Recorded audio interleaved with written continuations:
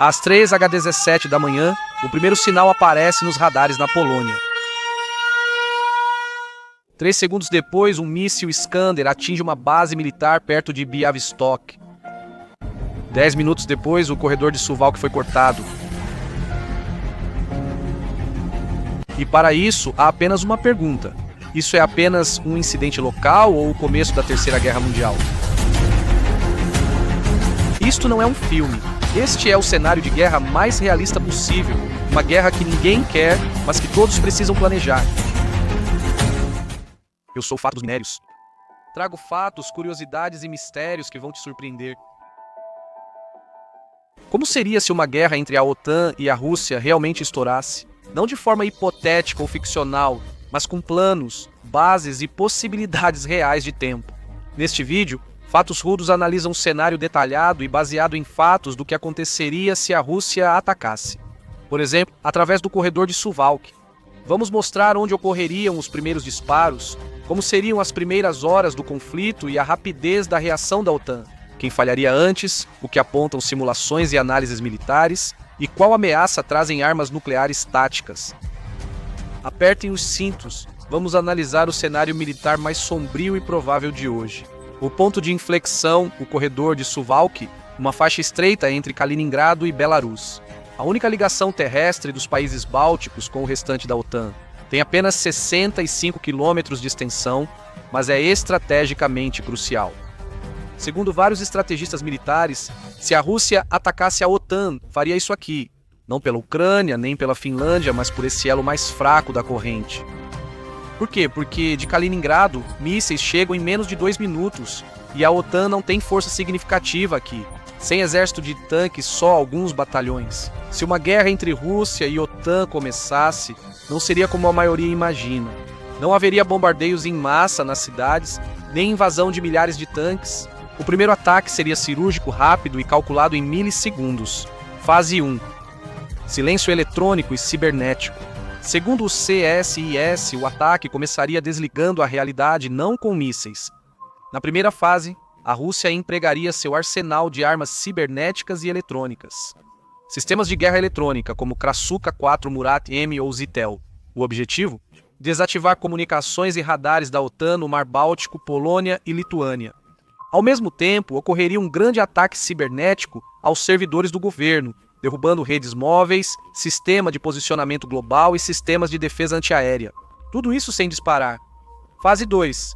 Mísseis lançados de Kaliningrado. Só então viriam os mísseis mais rápido do que os caças decolariam. De Kaliningrado podem ser lançados mísseis Iskander-M, que atingem alvos a 500 quilômetros. Os primeiros impactos seriam direcionados à base aérea de Šiauliai, na Lituânia, onde atuam os aviões da OTAN na Baltic Air Policing. Outros alvos, o comando polonês em Białystok, a 90 quilômetros do corredor de Suwałki, o centro logístico vital em Suwałki para a OTAN, as pontes sobre o rio Neman, ligando Lituânia e Polônia, e as estações de radar na Letônia e Estônia. Esses ataques aconteceriam nos primeiros 8 minutos. De Kaliningrado pode-se criar um kill box. Kaliningrado é atualmente a região mais militarizada da Rússia fora do território principal. Além dos Iskander, a S-400 Triumph, que abatem aviões e mísseis balísticos, Bastion P, com alcance de até 600 km e abrigos subterrâneos de mísseis da época soviética ainda ativos. Tudo isso seria ativado como um único sistema coeso de defesa e ataque, capaz de manter sob fogo a maior parte da Polônia e da Lituânia. Fase 3. Invasão terrestre a partir da Bielorrússia.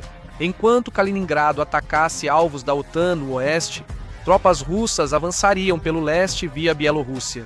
Unidades na fronteira, como a 15ª, já recebem treinamentos regulares. Brigada de fuzileiros motorizados e grupos de reconhecimento bielorrussos. O vídeo segue. Só quero te pedir rapidamente para se inscrever, curtir e compartilhar. Em alguns segundos continuamos de verdade, porque o R e o T ainda não acabou. Eles pretendem cortar o corredor de Suwałki pelo outro lado, juntar-se às unidades de Kaliningrado e criar o chamado manobra de pinça de 2 lados, o que faria com que os países bálticos perdessem a ligação física com o restante da OTAN. De acordo com a simulação da OTAN, essa manobra poderia ser concluída em menos de 36 horas. Fase 4. Dimensão aérea e espacial. A guerra hoje ocorre não só na Terra, mas também acima de 10 km de altitude. Su-34 e Su-35 atacariam bases na Lituânia e Polônia, enquanto a Rússia bloquearia o sistema de posicionamento global. Segundo dados públicos, os Estados Unidos da América possuem mais de 200 satélites militares e de comunicação na região, que estariam sob pressão, incluindo a infraestrutura civil da Starlink. Realidade? Os primeiros tiros seriam disparados em silêncio, sem explosão, apenas o vazio, sem luz, comunicação ou controle. Assim, ataques precisos destruiriam a infraestrutura crítica em poucas horas. Só então começaria um grande conflito que já estamos vendo. Mas até lá, muitos talvez nem notem que a guerra já começou, e ela não espera. E a questão de quem reage primeiro decide quem ganha vantagem ou sofre uma catástrofe. As primeiras 24 horas, caos, reações, decisões. A OTAN diz que um ataque a um é um ataque a todos, mas a realidade é mais complicada. Nem todos os países reagem no mesmo tempo ou querem arriscar uma confrontação imediata. Sua nova primeira divisão de infantaria na Voivodia de Podláquia reúne 17 mil soldados prontos para agir. Os sistemas de defesa Narev e Pilika Plus também seriam ativados imediatamente, pois foram implantados contra a ameaça de Kaliningrado. Os Estados Unidos da América seriam os primeiros a agir, com mais de 10 mil soldados na Polônia, principalmente em Jagain e Poznań. De Ramstein, na Alemanha, F-16 e F-35 decolariam em até 24 horas. De Rota, na Espanha, navios com sistema Aegis partiriam. O Pentágono já simula há anos o chamado Plano de Resposta Europeu prevê mover blindados da Alemanha para a Polônia pelo corredor de Fulda em Roquaru. A reação da Europa Ocidental. O Reino Unido enviaria tropas paraquedistas da Estônia e a Força Aérea da Noruega. A cautelosa Alemanha agora tem nova doutrina. Desde 2024, há uma brigada de 5 mil soldados pronta para a Lituânia. Tropas francesas são mais fracas, mas oferecem apoio aéreo e inteligência. OTAN tem desvantagem de tempo. Apesar da OTAN ter uma força de resposta rápida, com 20 mil soldados, o deslocamento real ocorre entre 5 e 7 dias após a decisão do Conselho. Mas a guerra não dura semanas e sim horas. Por isso, as primeiras 48 horas seriam da Rússia. Só depois desse ponto, começaria a verdadeira contraofensiva da aliança. Como o conflito se desenrolaria em termos de tempo? Para entendermos a dinâmica realista de uma guerra entre a OTAN e a Rússia, precisamos olhar para as horas, não para os dias. Confira a possível linha do tempo simulada por think tanks e estados-maiores militares de 0 a 6 horas. Choque e paralisia. Rússia lança guerra eletrônica e desativa sistema de posicionamento global e rádios na Lituânia e Polônia. Mísseis de Kaliningrado atingem aeroportos e radares da OTAN. As unidades polonesas em Białystok se preparam, mas aguardam ordens. A OTAN deve se reunir antes. De 6 a 24 horas, invasão e ganho inicial. Tropas russas entram no corredor de Suwałki pelo oeste e leste. Forças bielorrussas, sob o comando de generais russos, bloqueiam as passagens de fronteira. Tanques T-90M e artilharia autopropulsada avançam a partir de Kaliningrado. Os estados bálticos ficam fisicamente isolados da OTAN. 24 a 48 horas, ativação da defesa e caos nas cidades. A OTAN ativa uma resposta conjunta. Artigo 5. Tropas dos Estados Unidos da América e Reino Unido vão para a Polônia. Guerrilha e evacuação civil começam na Lituânia e Letônia. 48 a 96 horas. Guerra aérea e escalada. O espaço aéreo sobre a Lituânia e a Polônia se torna uma zona de exclusão aérea para todas as aeronaves civis. Começam os primeiros combates aéreos entre F-35 e Su-35. O Ocidente testa os limites russos e armas nucleares em Kaliningrado, do 4º ao 7º dia, ponto de virada. Ou o conflito se expandirá com ataques à Alemanha, portos bálticos e Finlândia, ou será aberto um canal diplomático, geralmente via Turquia ou Suíça.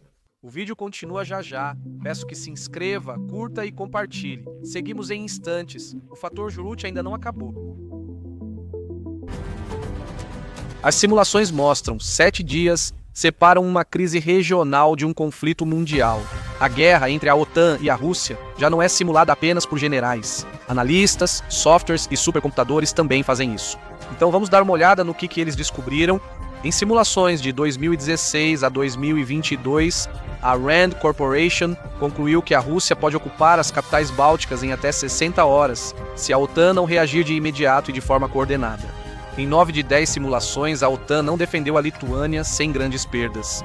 CSIS e a Agência Europeia de Defesa alertam sobre dependência logística da OTAN via Polônia, vulnerabilidade das comunicações por satélite e falta de defesa antiaérea nos Bálticos. Simulações de Stanford e do Estado-Maior da OTAN alertam que, se a Rússia iniciasse uma guerra no inverno, a OTAN precisaria de até 30% mais tempo para deslocar suas forças.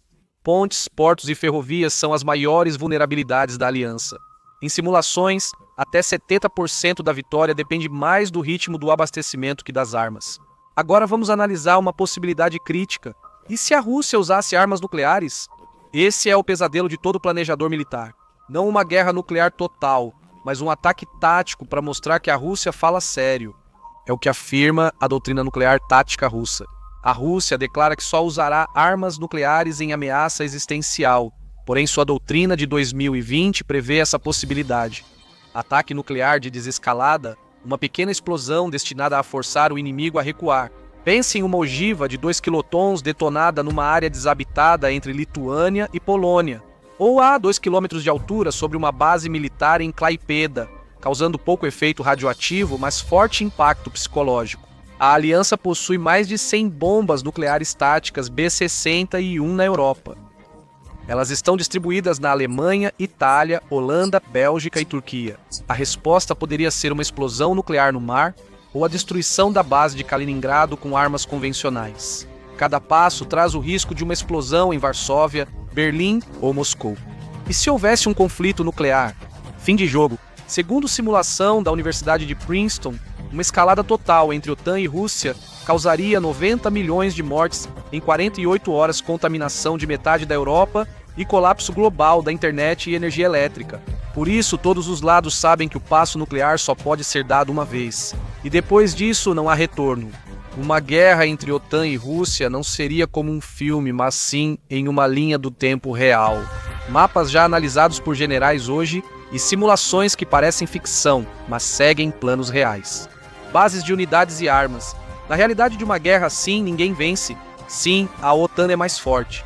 Sim, a Rússia tem capacidades limitadas para um conflito de longa duração. Nas primeiras 72 horas, o caos, a rapidez e a coragem das pessoas seriam decisivos. Talvez uma decisão gerasse um efeito dominó do qual o mundo não se recuperaria por anos. Mas o que talvez seja o mais assustador? Que um cenário assim pode não acontecer apenas na Ucrânia, mas diretamente no coração da Europa. Em cidades onde até semanas atrás as pessoas viviam normalmente, faziam compras, tomavam cerveja e compartilhavam memes. E é exatamente por isso que essas análises são importantes. Não para causar pânico, mas para entendermos o que está em jogo e como as peças estão no tabuleiro. Se você chegou até aqui, esse tema deve te interessar. Comente onde acha que seria o primeiro golpe. Seria o corredor de Suwałki, Kaliningrado, ou algo que ignoramos totalmente? Na verdade, Rude se despede por hoje, mas os mistérios nunca dormem. Nos vemos em breve. E não se esqueça de se inscrever para não perder nenhum outro mistério.